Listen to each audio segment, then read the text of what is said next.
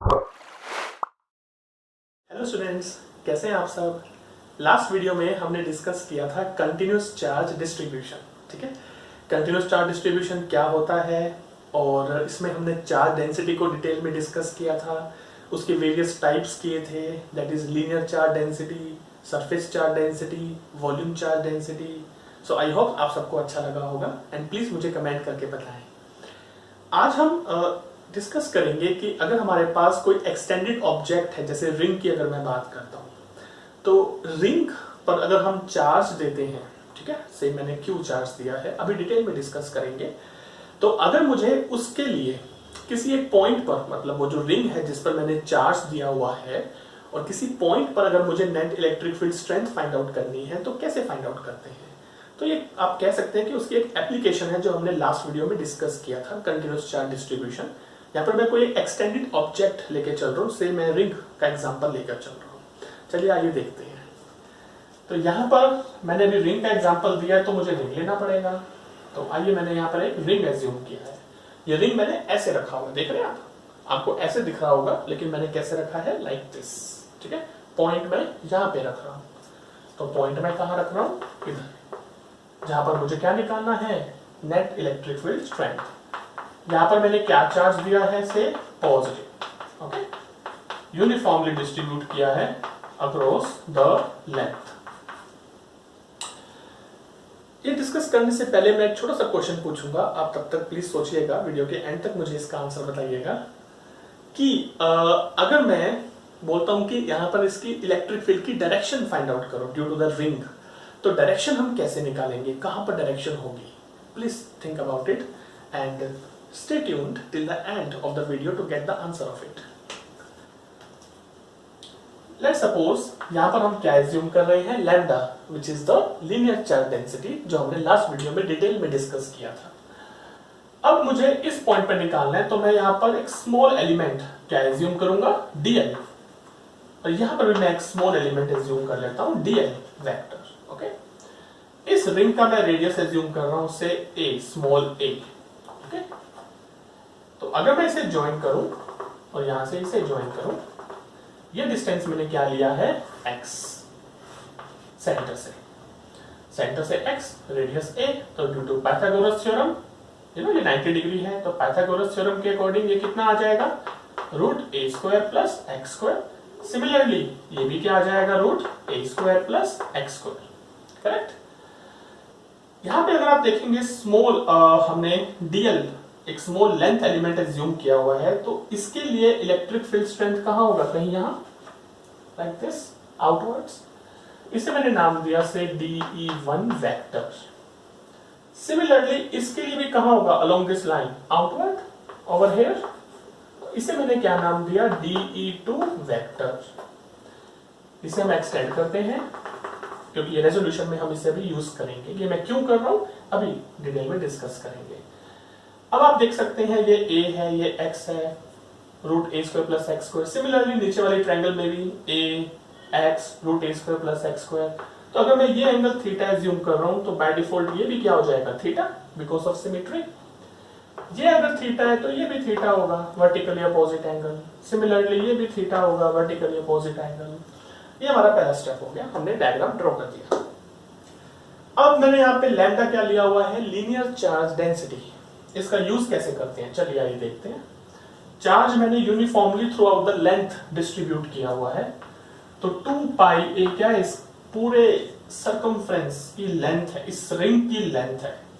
इस रिंग की जो लेंथ है दैट इज 2πa, जिस पर सारा चार्ज डिस्ट्रीब्यूटेड है।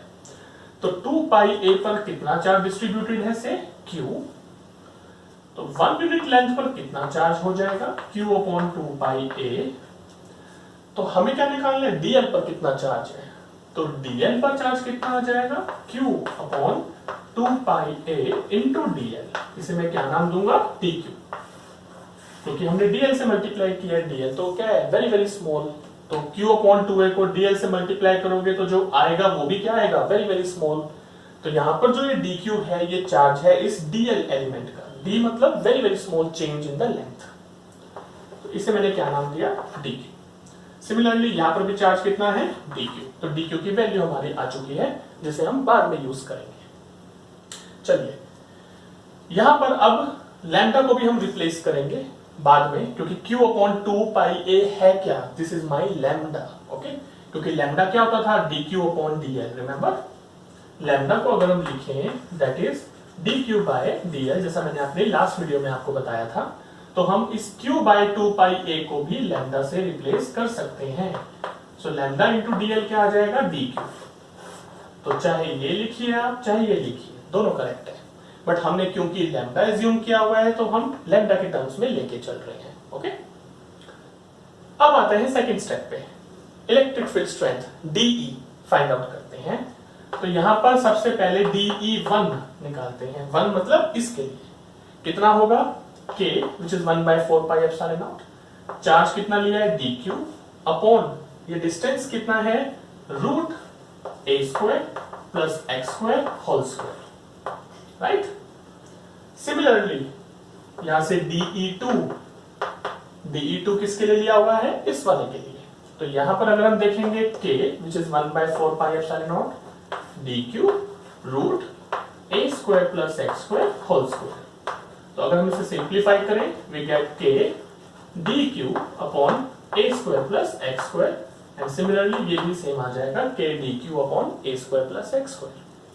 अब आप देख सकते हैं दोनों की वैल्यू सेम आ रही है, तो मैं इसको for the time being DE let कर सकता हूं। ओके, क्योंकि दोनों की वैल्यू सेम है।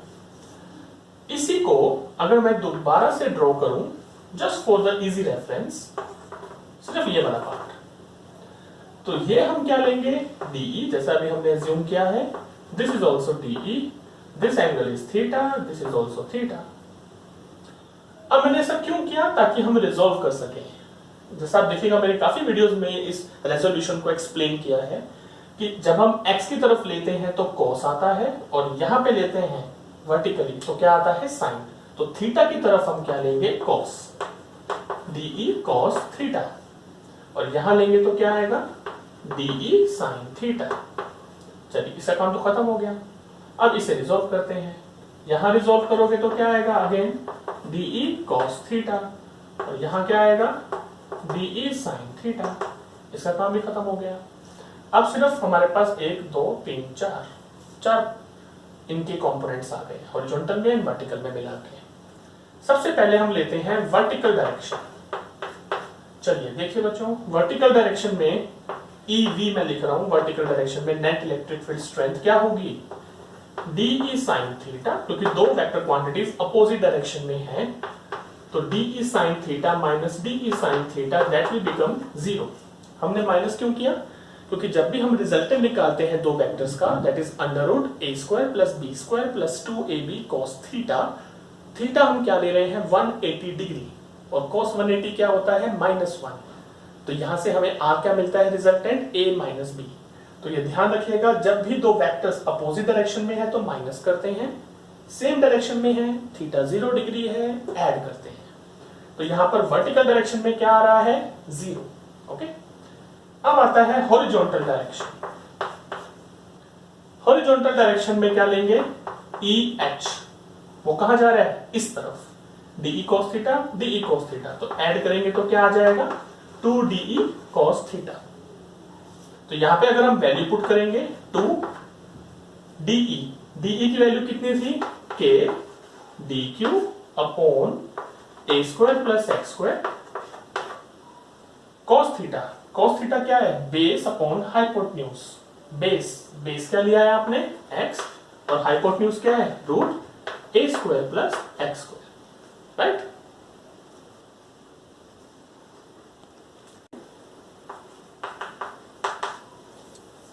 EH कितना आ जाएगा 2kx इंटू DQ हमने क्या लिया था यहाँ पे लैम्डा इंटू DL, जैसा मैंने अभी रब किए से पहले आप देखिएगा लैम्डा इंटू DL हमने फाइंड आउट किया था, अपॉन ये कितना आ जाएगा a² plus x² to the power, ये 1 है ये 1/2 है, तो 1 प्लस 1/2 गिव्स 3/2।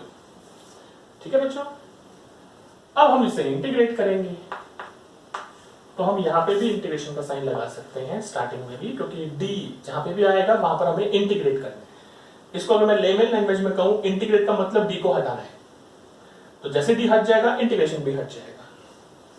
तो यहां से 2k x लैम्डा और यहां से a square plus x square power 3/2 तो बाहर ले लो, अंदर क्या बचेगा सिर्फ dl। ये मैंने बाहर क्यों लिया, क्योंकि फॉर ए गिवन पॉइंट ये सारी वैल्यूज कांस्टेंट है, वैल्यू क्या कर रहा है dl। अब ये क्वेश्चन आता है कि dl का इंटीग्रेशन क्या होगा। देखिए अगर यहां पर एक कंप्लीट रिंग होता तो dl का इंटीग्रेशन क्या मिलता, 2πa। मैंने रिंग को 2 पार्ट्स में डिवाइड किया, dl। अब मुझे इसको रोटेट करना है ताकि पूरी रिंग कवर हो जाए।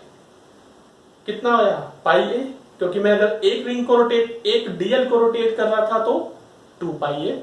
2 पार्ट्स को रोटेट करूंगा तो कितना मैंने रोटेट किया, सिर्फ हाफ रोटेशन, यानी कि πa।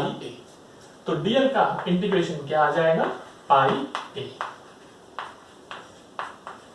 Upon a square plus x square to the power 3/2। तो यहां से आ जाएगा 2kx लैम्डा, वही चीज मैं दोबारा लिख रहा हूं, this is my final answer. अगर आप चाहो तो k की जगह 1/4πε0 भी लिख सकते हैं।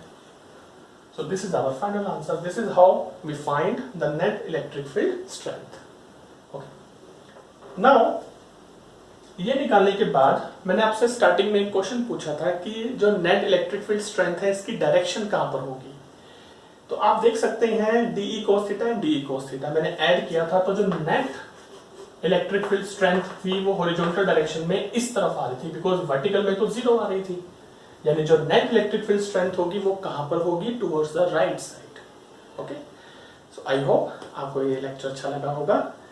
ऐसी ही वीडियोस के लिए प्लीज हमारे चैनल को सब्सक्राइब करें, और पढ़ाई करते वक्त आपको कहीं भी डाउट आता है तो हमारी ऑफिशियल ऐप स्नैपसॉल्व को डाउनलोड कर सकते हैं।